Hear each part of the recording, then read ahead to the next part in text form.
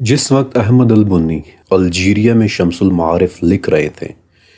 ٹھیک اسی وقت جرمنی میں کچھ بہت ہی خاص یہودی رہا کرتے تھے۔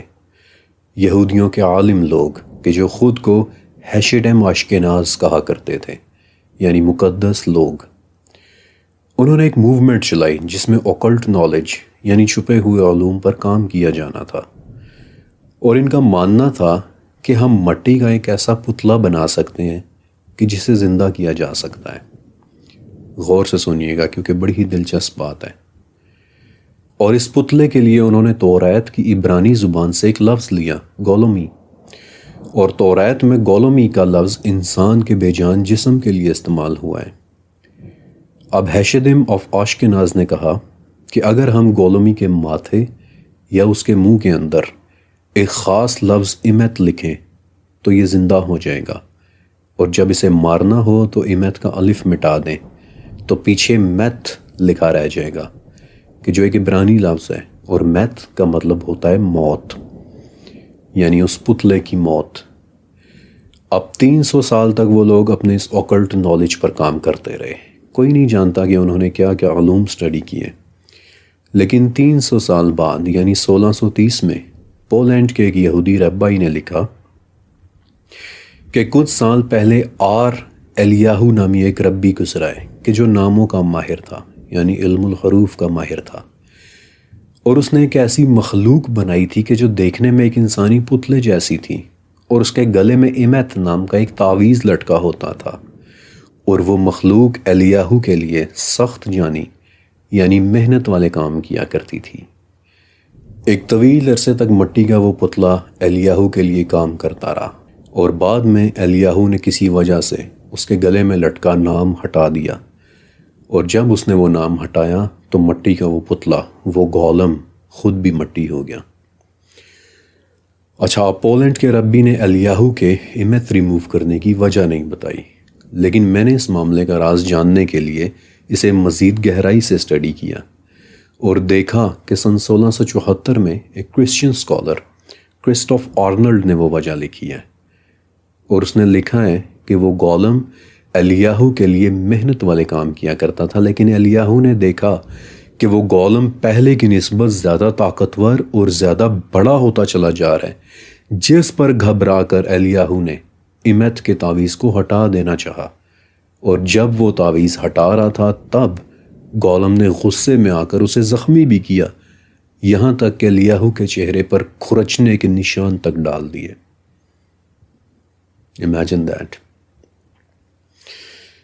لیکن گولم کا شاید سب سے مشہور ذکر 16ویں صدی کے پراگ میں رہنے والے ایک یہودی ربائی جوڈا لیو کا ملتا ہے، اور یہ واقعہ اس طرح ہے کہ جوڈا نے چیک ریپبلک کے دریا والتاوا سے مٹی لی اور مختلف منتروں اور ریچولز کی مدد سے ایک گولم تیار کیا، اور ایمت کا نام لکھ کر اس کے منہ کے اندر رکھ دیا، تاکہ پراگ میں رہنے والی یہودی بستیوں پر جو حملے ہو رہے ہیں، جو لوگ یہودیوں کو تنگ کر رہے ہیں، گولم ان سے یہودیوں کی حفاظت کر سکے۔ اور ایک اکاؤنٹ یہ بتاتا ہے کہ رات کے وقت وہ گولم یہودی بستیوں کی گلیوں میں گشت کیا کرتا تھا، تاکہ اس کے ڈر سے تنگ کرنے والے بستیوں سے دور رہیں۔ مگر کچھ وقت بعد ہی وہی گولم ایک یہودی لڑکی سے محبت کرنے لگا، کہ جس کے بعد ربائی جوڈا نے اس کے منہ سے وہ تعویذ نکال کر اس کے مردہ جسم کو پراگ کے اولڈ نیو سینیگوگ کے ایک جنیزہ یعنی تہہ خانے میں رکھ دیا، اور آپ جانتے ہیں کہ یہ سینیگوگ آج تک موجود ہے، بلکہ پراگ کا یہ سینیگوگ یورپ کا سب سے پرانا سینیگوگ ہے کہ جو آج تک ایکٹیو ہے۔ جب یہ واقعہ پرانا ہو گیا اور اس دوران ربائی جوڈا کی موت ہو گئی، تو کئی سال بعد پراگ میں ایک نئے چیف ربائی آئے، ربائی یشزکیل۔ اب انہوں نے بھی گولم والے یہ تمام واقعات سن رکھے تھے، لیکن انہیں یقین نہیں تھا، لہٰذا یقین کرنے کے لیے انہوں نے ایک فیصلہ کیا کہ وہ سینیگوگ کے تہہ خانے میں جا کر گولم کو اپنی آنکھوں سے دیکھیں گے۔ اور یہ واقعہ یوں رپورٹ ہوتا ہے کہ ربائی یشزکیل نے اپنے کندھوں پر ایک ایسی چادر پہنی جس پر توریت کی حفاظت والی آیات لکھی ہوئی تھیں، اور وہ تہہ خانے کی سیڑھیاں اتر کر نیچے گئے، لیکن چند ہی لمحوں کے اندر کانپتے ہوئے، ہانپتے ہوئے، گھبراتے ہوئے واپس اوپر آ گئے، اور تہخانے کے دروازے کو بند کر دیا۔ اور آپ کو پتہ ہے کہ کئی صدیوں تک وہ تہخانہ بند رہا، اور کئی صدیوں بعد اسے کی جرمن آرمی نے کھولا، لیکن وہاں انہیں سوائے مٹی کے اور کچھ بھی نہیں ملا۔ لیکن جس افسر نے وہ تہخانہ کھولا تھا اس کی اچانک حادثاتی موت ہو گئی، اور اس واقعے کے بعد اس تہخانے کو ہمیشہ کے لیے بند کر دیا گیا، کہ جو آج تک بند ہے اور پبلک کو اس میں جانے کی اجازت نہیں ہے۔ آج بھی اگر آپ کبھی پراگ گئے تو آپ اس سینیگاگ میں جا کر یہ تہخانہ دیکھ سکتے ہیں، لیکن اس کے اندر جانے کی اجازت آپ کو نہیں ملے گی۔ اور یہ جو بھی باتیں میں آپ کو بتا رہا ہوں یہ تمام ریکارڈڈ ہسٹری میں موجود ہیں۔ لیکن ایک اور بڑی ہی دلچسپ بات میں آپ کو مزید بھی بتانا چاہتا ہوں کہ اسی ملک پراگ میں کہ جہاں ربائی جوڈا نے وہ گولم بنایا تھا، 1921 کی بات ہے کہ کیرل کوپک نامی ایک رائٹر نے پراگ کے ایک کیفے میں بیٹھ کر ایک ڈرامہ لکھا تھا۔ اس ڈرامے کا نام تھا RUR، اور اس کی سٹوری یہ ہے کہ ایک کمپنی نقلی انسان بناتی ہے کہ جو انسان کے روز مرہ کے کام کرتے ہیں، لیکن ایک دن وہ نقلی انسان بغاوت پر اتر آتے ہیں اور انسانی نسل کا خاتمہ کر دیتے ہیں۔ بالکل ویسی ہی سٹوری کہ جیسی ربائی الیاہو اور ربائی جوڈا کی تھی، بالکل ویسی سٹوری کہ جہاں گولمز ان کے روز مرہ کے کام کرتے تھے لیکن ایک دن بغاوت پر اتر آئے۔ اور آپ کو پتہ ہے کہ اپنے ڈرامے میں کیرل نے ان نقلی انسانوں کا کیا نام رکھا تھا؟ روبوٹائی۔ اور اسی سے وہ لفظ نکلا ہے کہ جو ہم آج تک یوز کر رہے ہیں، دی روبوٹس، نقلی انسان کے جو انسانوں کے روز مرہ کے کام کرتے ہیں۔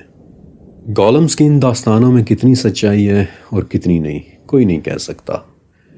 لیکن ان باتوں سے بہت سی لوگ داستانوں نے ضرور جنم لیا ہے۔ مثلاً یدش، رشین اور سلاوک کلچرز میں گولم سے انسپائرڈ ہو کر ایک بوڑھا اور بوڑھی کی کہانی سنائی جاتی ہے کہ جو گاؤں میں رہا کرتے تھے، جن کے بچے انہیں چھوڑ کر چلے گئے تھے،